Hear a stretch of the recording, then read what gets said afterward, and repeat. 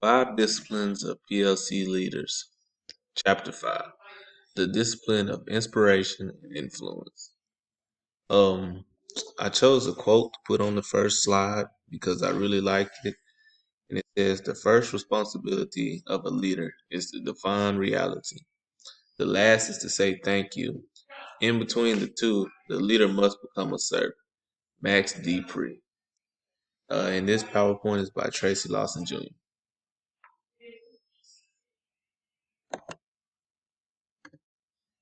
All right, so PLC Leader's Legacy. The leadership work of consciously creating an enduring organizational legacy through the daily building of effective PLC practices and behaviors. So you take personal discipline to build organizational legacy with coworkers. Daily work, energy, action, and reactions leave imprint on the school organization. Whether positive or negative, you are building a PLC legacy that builds into a foundation. So representing as an administrator or building level person who's on the PLC, you have to leave that legacy. So you have to put in the daily work, your energy, action, your reaction. All of this leaves an imprint on how people see their legacy. So the four leadership disciplines. Canode 2011 pages 160 through 161. So the vision and values. The promise to yourself and others to develop and deliver a compelling picture of the school's future that produces energy, passion, and action in yourself and others. So, how do you want the school's future to look? You have to put that energy in. You have to be passionate about it. And if you want to see it in others, you have to see it in yourself first. Second, accountability and celebration. The promise to yourself and others to deliver specific improvement in student achievement results and to monitor stakeholder action that will lead to those improved results with consequence. So you have to be accountable. You have to hold everybody accountable for students to achieve results, and you have to celebrate those results. So when those results, you have to have consequences if they're not up to par. But if they are, then that's where the celebration comes in. Third, service and sharing. The promise to yourself and others to demonstrate personal accountability, shared vision, and to all who may be affected by your thoughts, words, actions, and inactions.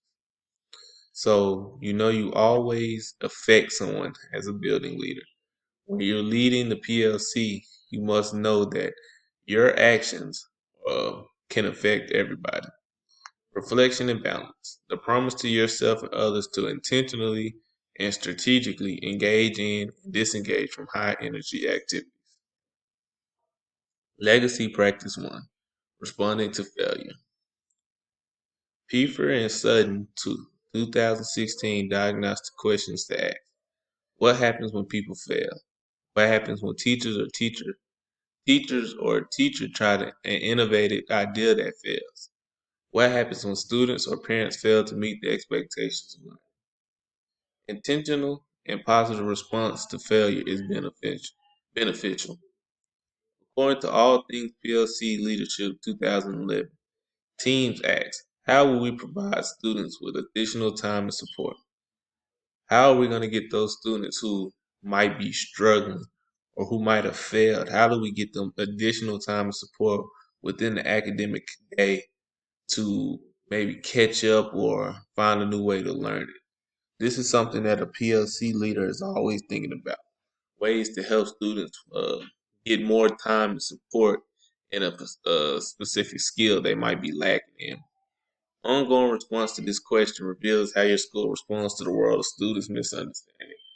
So, if you're on top of it, then you know that the school is proactive in getting students to understand to fix their misunderstandings. But if you're not, then it could be lead to problems within the school.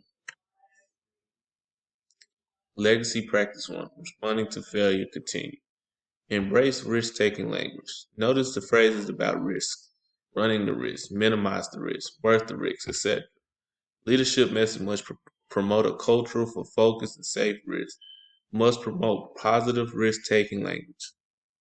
Embrace risk-taking champions. Who are your risk-taking leaders in the school? Must have someone who is fully engaged in the growth mindset to fulfill potential for students. Must have teachers who can understand how to experiment within the boundaries that remain in the concept of closing student gap.